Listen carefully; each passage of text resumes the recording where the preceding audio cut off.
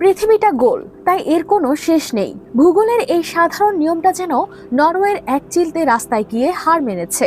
একবার ভাবুন তো, নীল সমুদ্র আর সাদা বরফের পাহাড় চিরে চলে যাওয়া একটি কালো রাস্তা হুট করে আকাশের নীল দিগন্তে মিলে গিয়েছে। দেখে মনে হবে ওই রাস্তার ওপারে আর কোনো জগৎ নেই, সব যেন এখানেই শেষ হয়েছে। এটিকে পৃথিবীর শেষ হাইওয়ে বলেও ধরা হয়। রহস্য ও রোমাঞ্চে ঘেরা এই পথটির নাম E69 হাইওয়ে। কিন্তু কেন এই সুন্দর পথে একা পা বাড়ানো নিষেধ? কেন এটি পৃথিবীর শেষ সীমানা? চলুন আজ পাড়ি দেই সেই রহস্যময় পথে।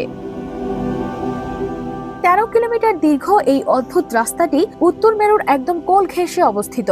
1934 সালে এই বিশাল কর্মযজ্ঞ শুরু হলেও কাজ শেষ করতে বিজ্ঞানীদের সময় লেগেছিল প্রায় 58 বছর। এটি নরওয়ের ওয়াল্ডারফিউর্ড গ্রামকে সরাসরি যুক্ত করেছে ইউরোপের উত্তর প্রান্ত নর্থ ক্যাপের সাথে।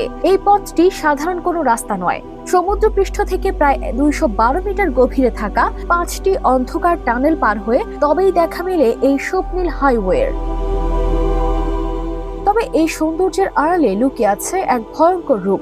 E69 হাইওয়ের ভৌগোলিক অবস্থান এতটাই বিচিত্র যে সেখানে গ্রীষ্মকালেও আচমকা বরফ পড়া শুরু হয়। বাতাসের গতিবেগ এতটাই তীব্র যে কোনো সময় বড় কোনো ঝড় আছড়ে পড়তে পারে। এই খামখেয়ালি আবহাওয়ার কারণেই সেখানে একা ভ্রমণ করা আইনগতভাবে নিরুৎসাহিত করা হয়। বিশেষ করে শীতকালে যখন তুষারপাত বেড়ে যায়, তখন সাদা বরফের চাদরে পুরো পথটি ঢাকা পড়ে যায় এবং যোগাযোগ প্রায় বিচ্ছিন্ন হয়ে পড়ে।